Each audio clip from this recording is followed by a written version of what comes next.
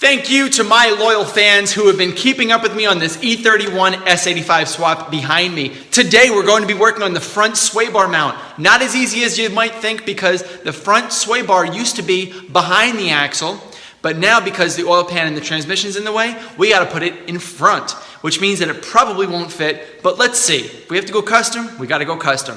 Stand by, we got a good one coming up.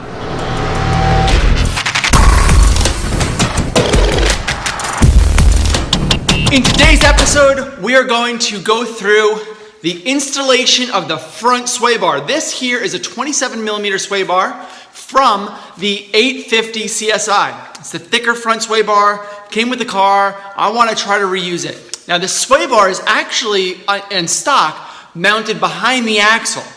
But now since we have the S85 and the 6-speed transmission, it's in the way. We cannot mount it there anymore. We need to mount it in front of the axle. So that means that we have to see if all of these bends that are inside, that are part of this sway bar, are still going to play well. And obviously we're going to be making custom front mounts, and we might even have to make custom links in order to hook up to the end links on the sway bar.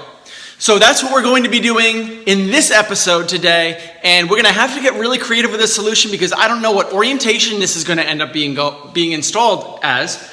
And if it doesn't work, because of this very specific configuration that it's designed for, that we're installing it not in that design configuration, we might have to go with some sort of a hot rod, summit racing type of sway bar with a sleeve and separate arms, and do like a whole weld assembly. I don't know if I can do that. I mean, I don't know if I want to do that. I can do it.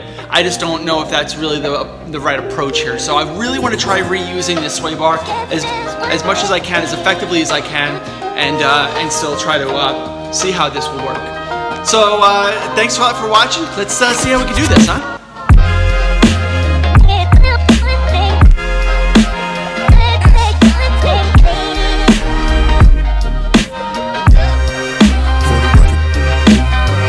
So I got it mounted in front, and you can see I got some clearances to the front part of the oil pan here. But I have it mounted about as high as I feel comfortable. I've articulated it. You can see as I'll rotate this up. Not very good at doing that. It's got plenty of clearance to move with no chance of hitting the engine. It's resting on the lower control arm, but the sway bar link is kind of longer, and it mounts up above right here. I have no problem taking this guy and shortening it and making a custom length. Not a problem at all.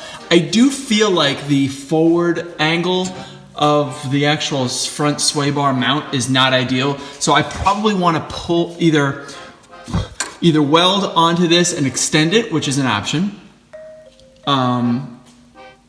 or perhaps maybe pushing this even more forward. If I need to push it forward, it would need to clear this and maybe go on the inside of this, but then it might be too far in the opposite direction. So the Goldilocks location might be right here. So that's not good, and that's not gonna happen. So either it's gonna be in front of it or it's gonna be behind it. If it's in front of it, that means I'm gonna have a longer arm here, which means I'm going to get more twist, and the thickness of this sway bar, which is 27mm, is not going to be as effective. If I go closer, it's going to be a much sportier feel. It's going to be a little bit rougher, and it's not going to have nearly as much roll. So I want to try flipping it on the other side just to see where the chips fall and see where everything lies, to see if I have any issues with it. I don't know. We'll see. Let's take a look.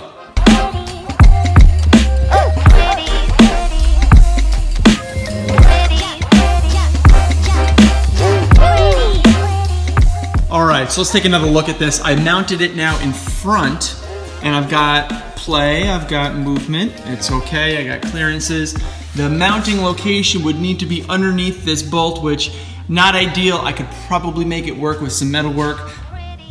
It rests on top of the sway, on top of the lower control arm, but it has a little bit of room to move, so that's good. The location is actually hitting along.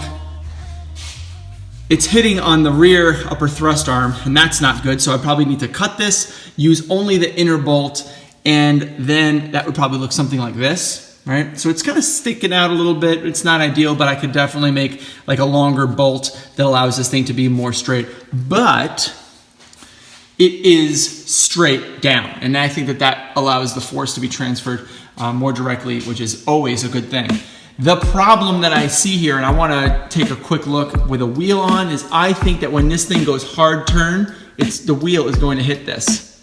You can see the clearance issue. Looks like it actually might be in line. Kind of jets out right there. That's not good. So let's put the wheel on and see what full turn would give us.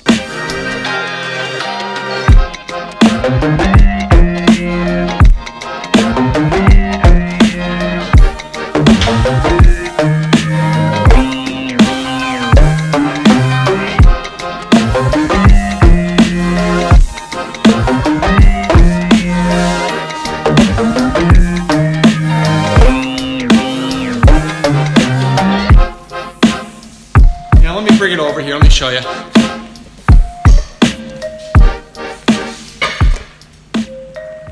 Full turn, it hits. It hits. So given the fact that this hits here, the mounting of this will be hard, and I'd need to cut the sway bar anyway in order to get it to fit. I don't think that this is an ideal location. It's really nicely tucked up in here. Really nice. I mean, it's actually pretty nice. It's good. No issues with the low. It's not the lowest part of the car. I just feel like I need to do something a little different here. I'm gonna bring it back to the other location right in front of this and see if there's anything else that I need to be aware of, because I think I'm gonna end up considering that to be there. So let's give that a shot again. And you know, while I'm at it, what I think I might want to do is flip it over to see if that might afford me any additional latitude in terms of fitment. This is lower here, but it will be higher, and then the sway bar mount location will be lower, so that might cause a couple of additional issues. But let's just see what happens if we flip it over on its upside down and see if it fits. You can see right away that this is not going to work. I mean, when this is up here, I knew that the mount locations would be lower, but this is just not good. This is not ideal. I'm actually going to flip it over on its other side again, and I'm going to try to make it work with it in front. I think that is going to be my solution. If not, then I'm gonna need to go with a custom sway bar from some rat rod or something, which is a straight 4130 chromoly piece of steel with a sleeve, and it's gonna have custom angles that come out and go to the sway bars. Now, the links. Now, I think that's a possibility. I'm keeping that in the back of my mind. You know, it's another 450 bucks that I need to spend in order to get it to fit, but I think I might be able to do it with this 27mm stock CSI sway bar. So I'm gonna continue to move forward with that. You know, it's really kind of funny. I'm working on this car back in December, November timeframe when I released my very first videos on this channel. I thought that I had looked at every single angle and I have addressed every concern, especially when I started mocking up the sway bar, in particular the stock sway bar that was on this car, the 27mm. And I mocked it up and I'm like, this can't fit. It just won't. I'm gonna have to go with a custom sway bar, some sort of hot rod straight sway bar with a sleeve and, you know, make custom angles. But I put this in now again, and I'm like, now I understand how to make it fit and what to look out for. I want to share a little bit of those lessons learned with you here, going through exactly the way that it is here is the way I want to place it. And I'm going to show you exactly how to do that. You can apply this to E31 S85, but if you're going to do an E31 S85, great, then more power to you. But if you're going to do any other car that requires a subframe, a sway bar relocation, well then hopefully this video turns out to be something that's useful for you, because I think I'm going to explain this good enough to at least allow you to be like, whoa, okay, now I know what to look out for when I'm installing a sway bar. So let me show you. I'm kind of proud to say that I think I can fit this stock sway bar in its in front of the axle orientation. So it's cool, pretty cool. So one of the things that I failed to look out for, definitely when I did this in December, was, hey, what happens when the wheel goes full lock, right? I mean, is the wheel going to hit it? And I brought that up earlier in the video, but obviously the other mounting location was no good for that. But I did this again, and I'm like, wow, this this fits. This actually fits. If you turn the wheel, let me see if I can turn it. There you go. Full lock. Look at that. It fits right inside of there. It's amazing. It really is. And the same thing on the other side too. I made it even. The same thing on the other side too. It just fits right inside of there. So I raised it up. The mounts are here. That's where they're gonna go. And I'm gonna weld a custom steel mount that comes down and over, and it's gonna clamp right onto there. All right, now that we've identified our plan of attack with the bushings and the mounting locations, we need to fab our mounts. We got our new polyurethane bushings. They're 27 millimeter, and they come with their own brackets. We need to lube them up, and we need to install them onto the sway bar, and then we need to basically fab our mounts so that those two brackets have a place to mount onto the body. But before we do that, we gotta... Oh. Wow. So much clearer. So much more resolution. So much more detail. That's right. I've upgraded to the new GoPro 8. All videos here from now on are gonna be updated with the new GoPro 8 platform. You're gonna get more detail, better lighting, better sound. Now, let's do that unboxing. All right, so these are the new bushings. They came from Prothane. They're pretty simple. Oh, looks like they did have the black ones. I thought that they were just gonna have the red ones. They said that they were out of black and that only red was available. So, hey, that's pretty cool. Open it up and they split open. These are just generic bushings, but they're 27 millimeter and they fit perfectly on the 27 millimeter sway bar that we have. So let's install the bushings and let's just get our mounting location set up and let's start fabbing up some mounts.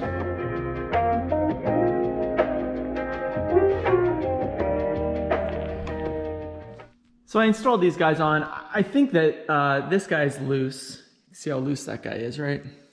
And this guy here is pretty tight, but the metal underneath this is not very good. So I think I'm just gonna use this sway bar as like a mock-up only and then get like another sway bar in the front.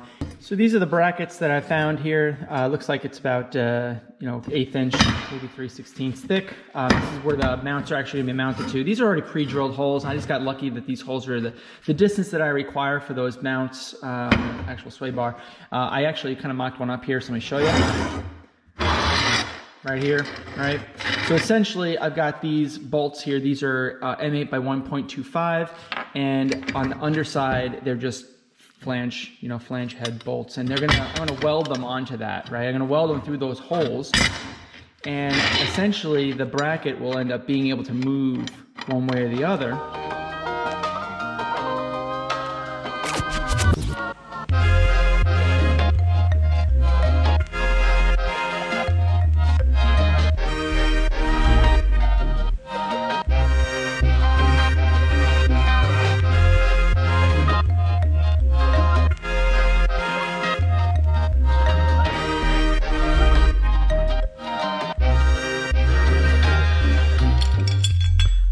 So I got the bracket here, basically completed. Got to paint it and shine it up, but it sits right on there like that. Slides left and right, just like that. Let's install it on the actual vehicle and see where we can, how we can tap into this and mount it directly to the body, whether it's this way for the passenger side or the other way for the driver's side.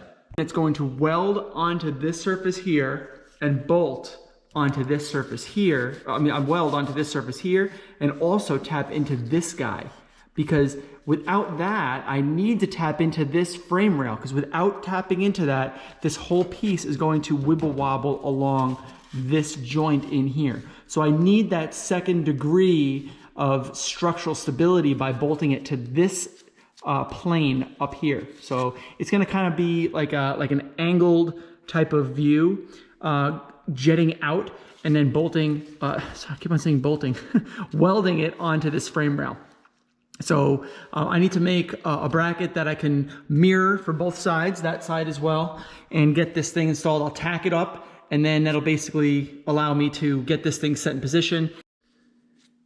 All right, so I made a cardboard cutout just to make sure that I'm cutting my metal exactly the way I want to. Let me put it up here. So ideally, this guy's gonna get tucked into there, and then this is just gonna kind of sit just like that. right? So if I were to just position it where I want it, right? Something like that. So I'm gonna have one piece of 3x2 square tubing, or rectangular tubing, that is, right here. That's going to end up getting cut to the dimensions that I require. And then we're gonna slice it right in half, just like that, so that we can get both halves, passenger and driver side, simultaneously with one cut. We'll just use an angle grinder to get this in.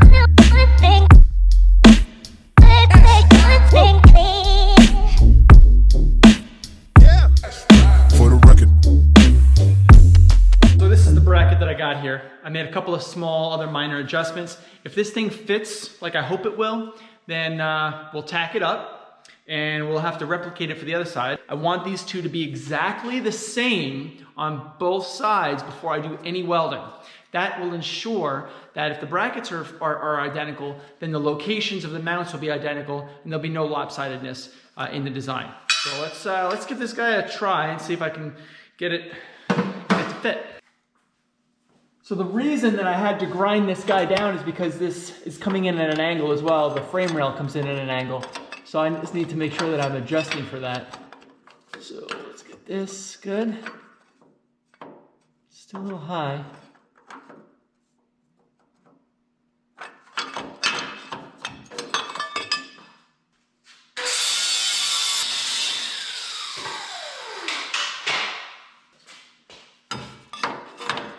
Trial and error, guys. Trial and error. Okay, there we go.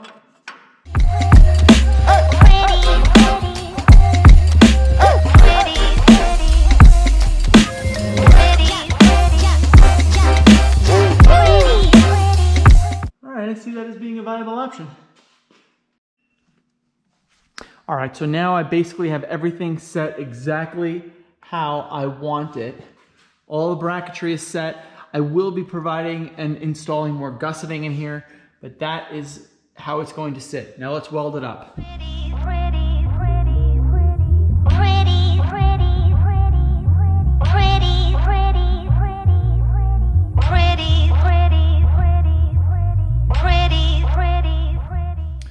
Okay, overall grade B+. The brackets are now in, they're tacked and welded.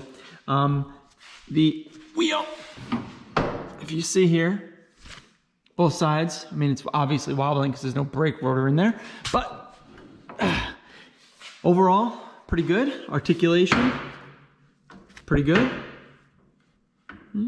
Articulation on both sides. All right, doesn't hit. In fact, it looks like it just barely clears that, which is kind of cool. I definitely have to gusset this a lot more. I have to gusset it and space it appropriately. It moves from side to side, and I might want to space it down just another tad, but I'm not sure yet. Looks like I might have some slight interference here to the engine when I'm in full detent, but I'm just not sure exactly how far I want to go. I've also thought about the idea of having it go off of the lower control arm here. The lower control arm might be a good opportunity to put a bracket right here and have an adjustable E30 type sway bar link right there, not do the strut at all. I thought about that too, that's an option, so keep that in mind. Guys, that just about does it for me today. I think that this video has gone on long enough. In the next video, we'll finish up the sway bar links, we'll work on some steering column adjustment, and we will start welding up the rest of the underside, at which point we will then go into some more exciting stuff. So thank you guys so much for bearing with me as I go through this E31 S85 video series. Like, comment, subscribe, let me know what you think. I love the comments that are coming in from our new subscribers and our loyal subscribers that are coming from the very beginning. Thank you so much for sticking with me. Guys, have a wonderful day, and we will talk soon. Later.